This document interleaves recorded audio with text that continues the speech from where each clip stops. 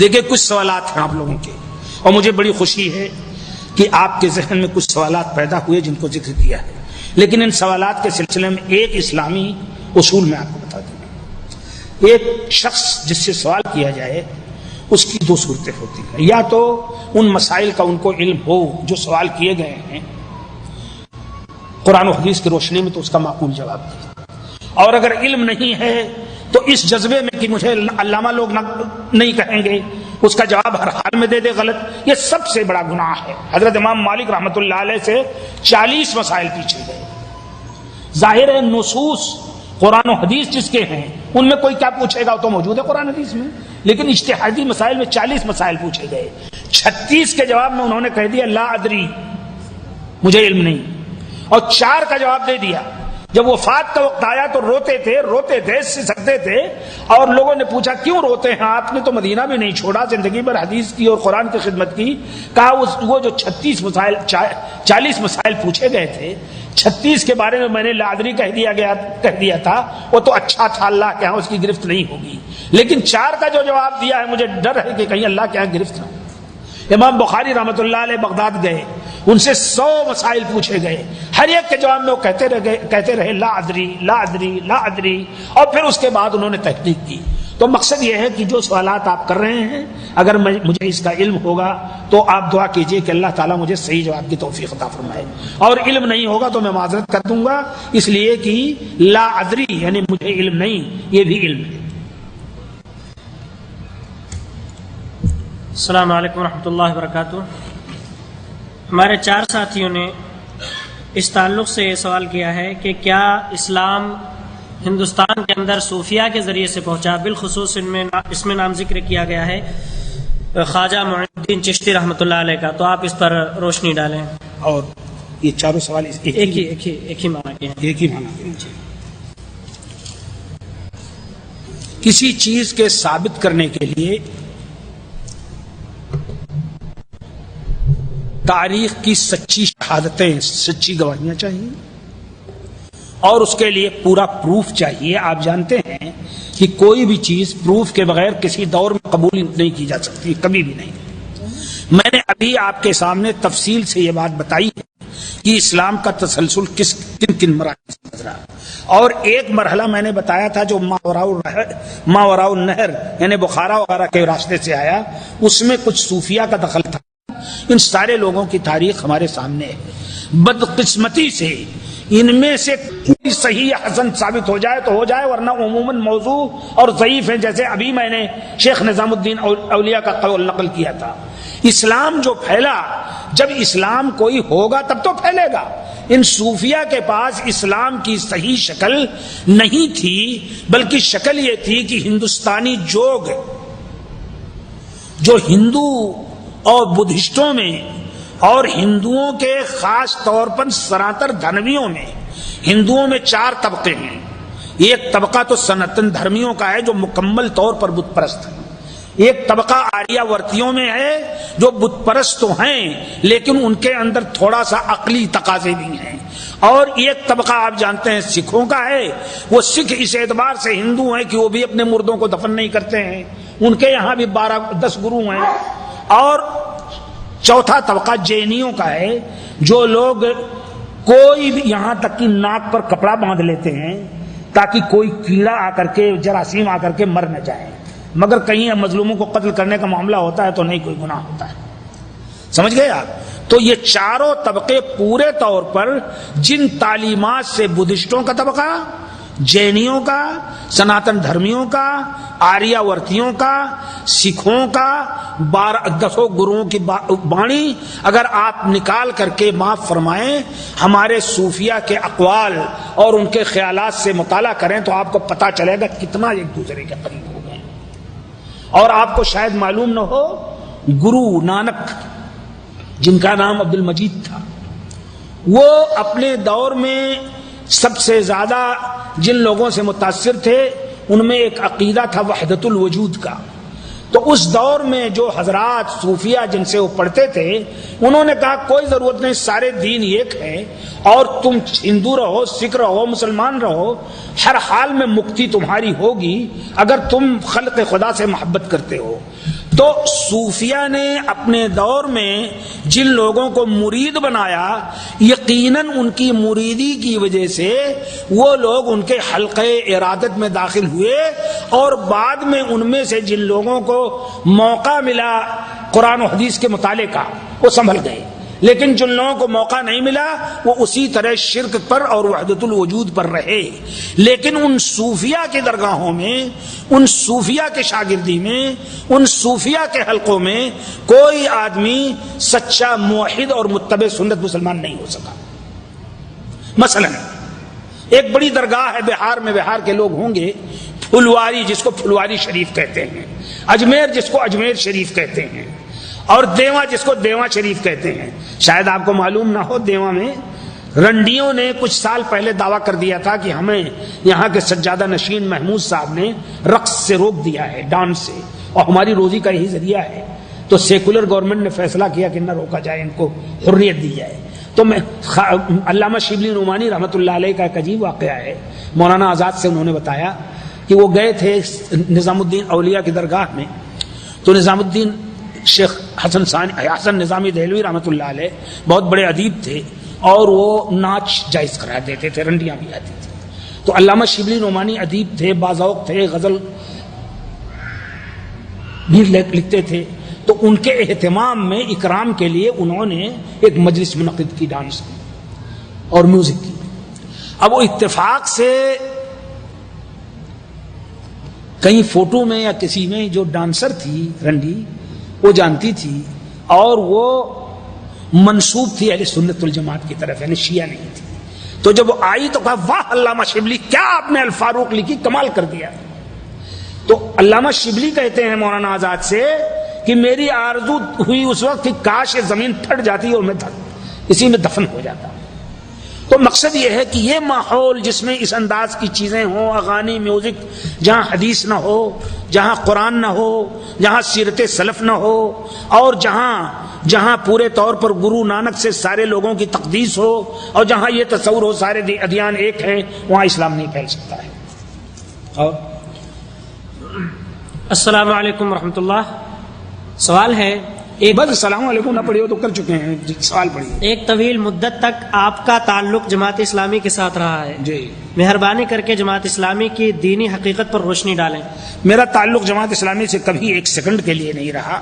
جماعت اسلامی میں سب سے زیادہ نمایاں شخصیت اس کے بانی مولانا ابوالعلا مودودی کی تھی، دوسری شخصیت مولانا امین حسن اصلاحی کی تھی، تیسری شخصیت مولانا عبدالغفار حسن کی تھی، چوتھی شخصیت مولانا عبدالجبار غازی کی تھی۔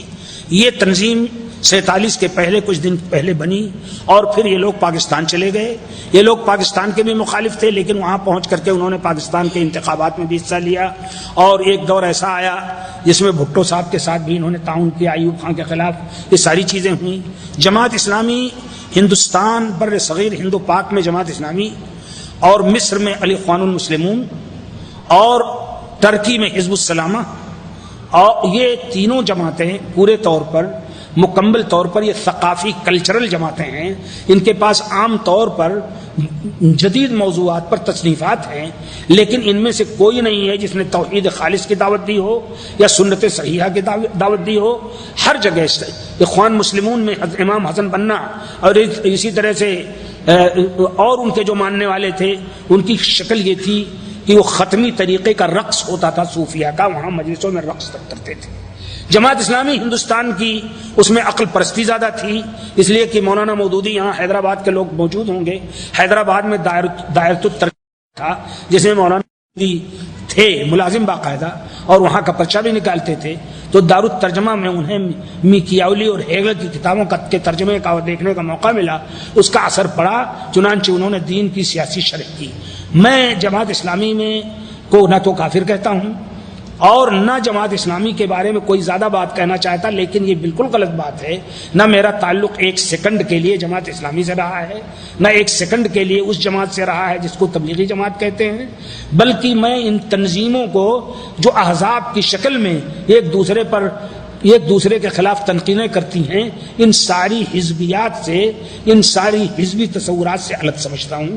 اللہ تعالیٰ توفیق عطا فرمائے۔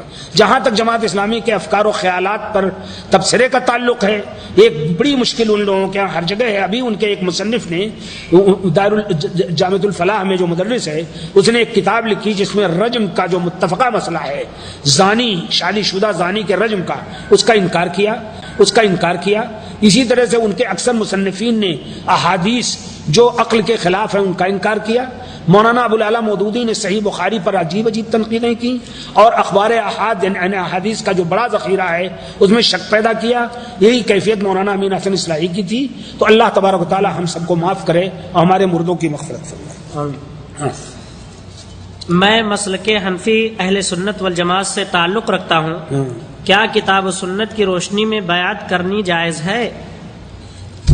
بیعت دو ہے، ایک بیعت توبہ اور ایک بیعت جہاد۔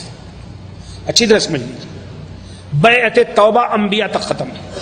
اللہ کے رسول صلی اللہ علیہ وسلم عورتوں سے پردے کے آڑ سے اور مردوں سے سامنے بیعت کرتے تھے۔ سب سے پہلی بیعت اللہ کے رسول صلی اللہ علیہ وسلم کی ہوئی، مدینے میں کے لوگ جب آئے تو بیعت اولا، بیعت ثانیہ، اس میں بیعت توبہ لی، اور یہ اس کو بیعت النساء کہا گیا کہ جب میں آؤں گا تو اگر دشمنوں نے حملہ کیا تو تم جیسے اپنی عورتوں کی حفاظت کرتے ہو، بچوں کی ویسے ہی میری حفاظت کرنا۔ اور بیعت توبہ لیتے تھے عورتوں سے، مردوں سے، لیکن عورتوں سے اس طرح نہیں جیسے پیر لیتے ہیں سامنے بٹھا کرتے، بلکہ پردے سے ان سے اقرار کراتے تھے کہ نہ تو زنا کرو گی، نہ چوری کرو گی، نہ کوئی تہمت لگاؤ گی کسی پر، نہ نافرمانی کرو گی شریعتوں کی۔ یہ تو ہے بیعت توبہ جو انبیاء پر ختم ہے، کیونکہ نبی ہی معصوم ہوتا ہے جو کسی کو توبہ کرا سکتا ہے۔ یہ چیز عیسائیوں میں بپتسمہ کی شکل میں ہے، لیکن اس کا کوئی وجود نہیں۔ بپتسمہ میں یہ ہوتا ہے کہ ایک عیسائی جا کر کے اپنے پیر سے، اپنے راہب سے سارے گناہ اپنے بتاتا ہے، ہم سے یہ غلطی ہوئی، زنا ہوا، چوری ہوئی، فلاں فلاں، تو وہ بپتسمہ دیتا ہے، ختم۔ لیکن شریعت میں بپتسمہ کی کوئی اجازت نہیں ہے۔ شریعت میں اللہ کے رسول فرماتے ہیں جس نے ایک مومن کے عیب پر پردہ ڈالا، اسے اللہ تعالیٰ اس کے عیوب پر پردہ ڈالے گا۔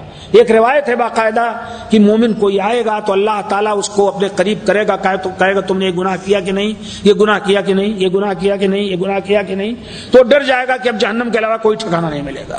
تو اللہ تعالیٰ فرمائے گا تم سے گناہ ہوا تھا لیکن تم نے چھپا دیا تھا، پردہ ڈال دیا تھا، آج میں بھی پردہ ڈال دیتا ہوں۔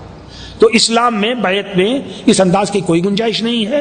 اور ایک ہے بیعت جہاد۔ بیعت جہاد کی شکل، جہاد کا لفظ بڑا خطرناک ہو گیا ہے یہاں، نہایت ٹٹ پجیے، جاہل، گنوار، جذباتی، چند پیسے جمع کر کے اور جہاد کا نام لیتے ہیں۔ جہاد جوہد سے ہے، جوہد کے معنی ہے پوری محنت مشقت کرنی۔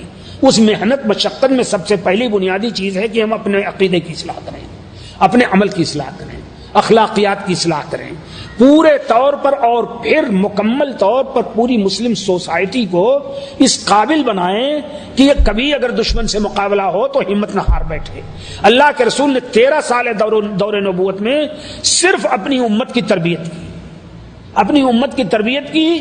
جب سمیہ کو قتل کیا مشرکین نے، اور جب یاسر کو قتل کیا، تو اللہ کے رسول نے فرمایا صبرن یا آل یاسر، صبر کرو یا یاسر کی اولاد، ہماری اور تمہاری ملاقات حوض کوثر پر ہوگی۔ انتقام نہیں لیا۔ حضرت ابو ذر غفاری آئے، انہوں نے اشہد ان لا الہ الا اللہ محمد رسول اللہ کا اعلان کرنا چاہا، آپ نے فرمایا خاموش رہو، یہ تربیت کا دور ہے۔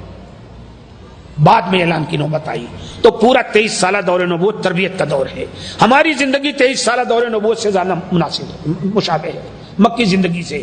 اس لیے ہمیں اپنے بچوں کی، بچیوں کی، عورتوں کی، بھائیوں کی، مسلمانوں کی صحیح تربیت کرنی چاہیے۔ اور جب وہ اس قابل ہو جائیں کہ ان کی کھال بھی کوئی ادھیڑ لے تو بھی ایمان نہ چھوڑیں، تب اس کے بعد موقع آتا ہے اور امام منتخب ہو جائے، جو امام پوری خوبیاں، پوری صلاحیتیں ہوں، تب تو جہاد بالسیف کی نوبت آتی ہے، آخری درجہ ہے۔ آپ پرائمری نہ پڑھیں، میڈل نہ پڑھیں، +2 نہ پڑھیں، BA نہ پڑھیں، MA نہ کریں، اور ایک بیگ PhD کر ڈالیں۔ الف بے کچھ نہ آئے، ABCD کچھ نہ آئے، اور ایک بیگ آپ PhD میں داخلہ لے لیں، تو یہ جہاد دین کے دعوت کے بنیاد کی آخری کلاس ہے۔ جب تک ساری کلاسیں پہلے کی طے نہ کر لیں تب تک اس کہ ہر کے لیے تم دنیا میں تو کرنے کا سبب بن رہے ہیں. جن لوگوں کی غلطی کی وجہ سے جیسے نام پسند کو دین خراب کر رہے دشمن، اللہ تعالیٰ ان کو بچائے ان چیزوں سے. اور کوئی چیز بیعت، ہاں تو بیعت، دوسری بیعت جہاد ہے.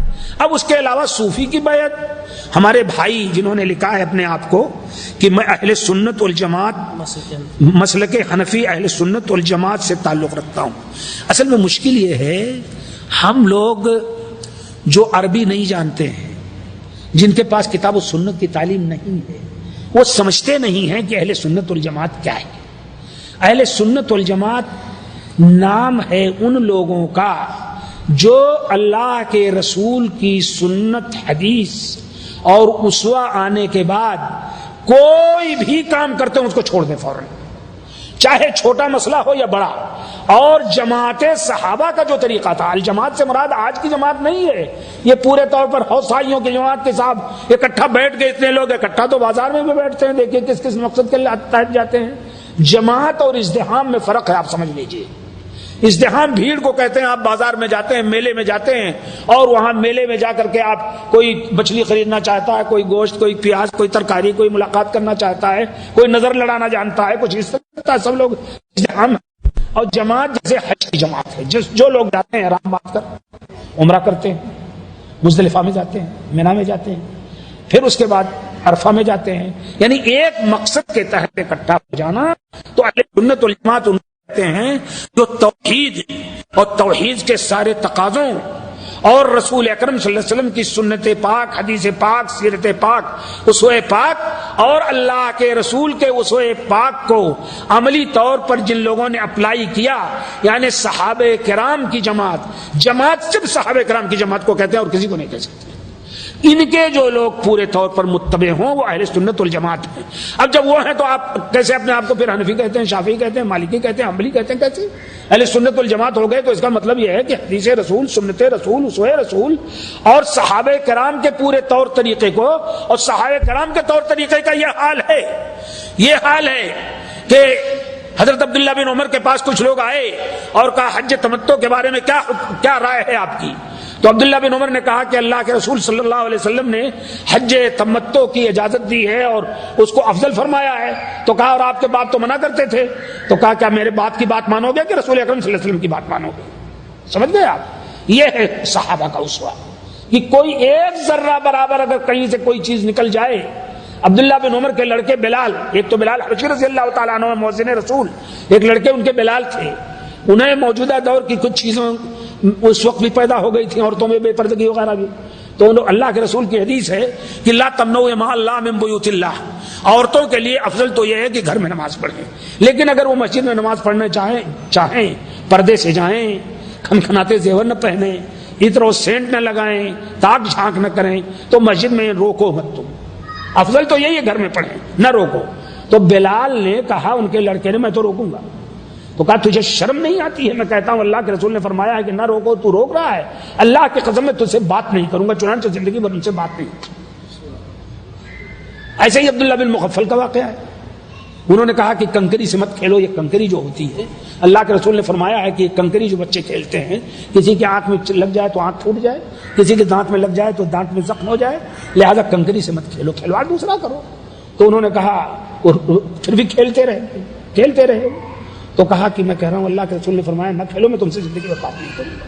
تو اہل سنت والجماعت وہ ہوتا ہے جو جہاں بھی حدیث رسول آ جائے، سنت رسول آ جائے، اسوہ رسول آ جائے، قرآن کا حکم آ جائے، صحابہ کا وطیرہ اور امر آ جائے، وہاں بس ختم، گویا ٹائر پھٹ گیا اس کا، اب چل نہیں سکتا. اس طریقے پر چلنا چاہیے.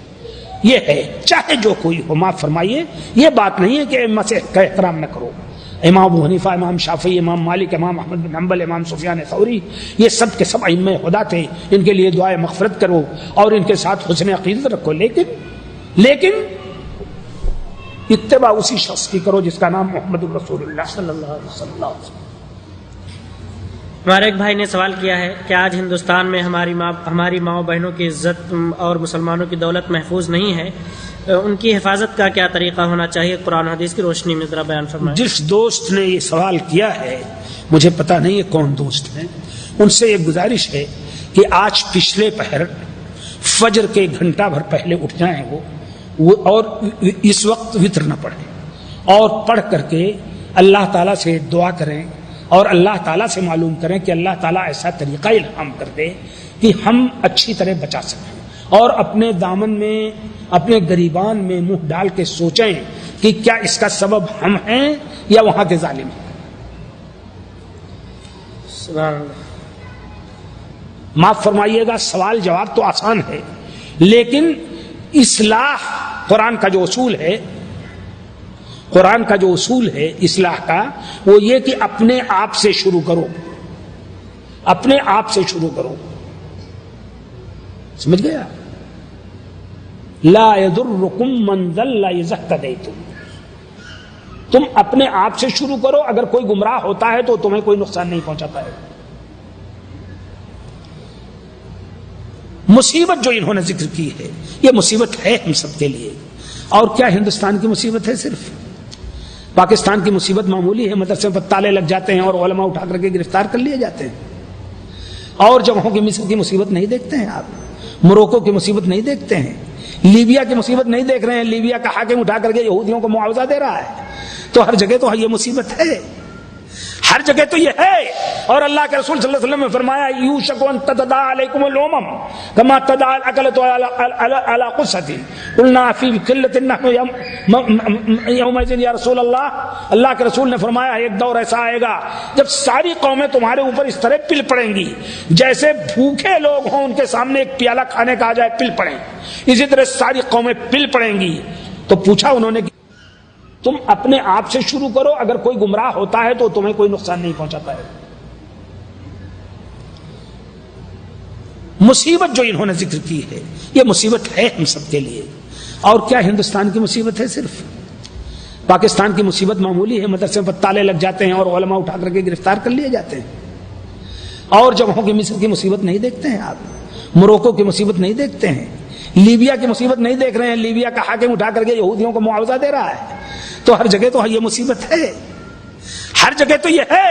اور اللہ کے رسول صلی اللہ علیہ وسلم نے فرمایا یوشک ان تداعی علیکم الامم کما تداعی الاکلۃ علی قصۃ قلنا فی قلۃ نحن یومئذ یا رسول اللہ کے رسول نے فرمایا ایک دور ایسا آئے گا جب ساری قومیں تمہارے اوپر اس طرح پل پڑیں گی جیسے بھوکے لوگ ہوں ان کے سامنے ایک پیالہ کھانے کا آ جائے پل پڑیں، اسی طرح ساری قومیں پل پڑیں گی۔ تو پوچھا انہوں نے کہ کیا ہم اس وقت کم ہوں گے؟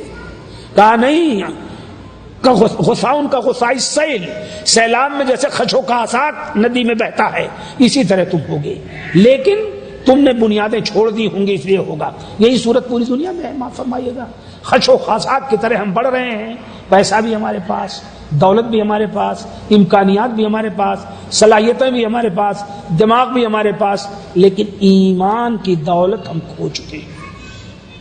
اللہ تعالی ہمیں توفیق دے کہ ہم اپنے آپ کی اصلاح کریں۔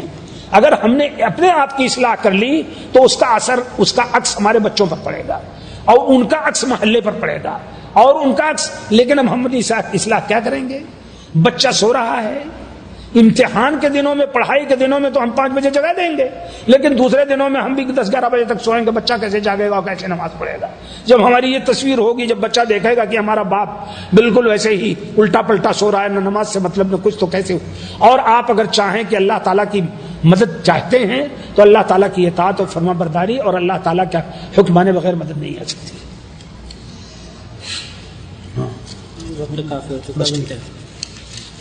جزاکم اللہ خیرا و شکرا لکم۔ اللہ تعالیٰ ہمارے استاد محترم فضیلت الشیخ کو جزائے خیر دے کہ اپنی علالت اور مرض کے باوجود بھی ہماری تربیت کے لیے اتنا وقت نکالا۔ اللہ تبارک و تعالیٰ آپ کو شفائے کامل عاجل عطا فرمائے اور آپ کا سایہ ہمارے اوپر زیادہ دیر تک رکھے، اور ہم سب آپ کا بھی شکریہ ادا کرتے ہیں کہ آپ لوگوں نے اپنا وقت لگایا۔ اللہ تعالیٰ ہم سب کو نیک عمل کی توفیق عطا فرمائے۔ صلی اللہ تعالیٰ علی خیر خلق محمد وعلی آلہ واصحابہ اجمعین، والسلام علیکم ورحمۃ اللہ وبرکاتہ۔ رسول اکرم صلی اللہ علیہ وسلم نے فرمایا لم یشکر اللہ من لم یشکر الناس، جو لوگوں کا شکر نہ ادا کرے ان کے احسانات پر، وہ اللہ کا شکر گزار بھی نہیں ہے۔ میں شکریہ ادا کرتا ہوں آپ حضرات کا کہ آپ اتنی دیر تک بیٹھے اور میرے کجمج خیالات سنے آپ نے۔ شکریہ ادا کرتا ہوں ان دعات کا جنہوں نے یہ مجلس برپا کی، شکریہ ادا کرتا ہوں منتظمین کا جنہوں نے ان کو یہ موقع دیا، اور اپنے اللہ کا سب سے زیادہ شکریہ ادا کرتا ہوں جس نے موقع دیا کہ 1.5-2 گھنٹے تک میں آپ کے ساتھ بیٹھ کر کے آپ سے دوستانہ ماحول میں گفتگو کروں۔ اللہ تعالیٰ جب تک ہمیں زندہ رکھے اسلام پر زندہ رکھے، اور جب ہمارا خاتمہ ہو تو ایمان پر ہو۔ وصلی اللہ علی نبینا محمد وعلی آلہ وبارک وسلم۔ السلام علیکم ورحمۃ اللہ۔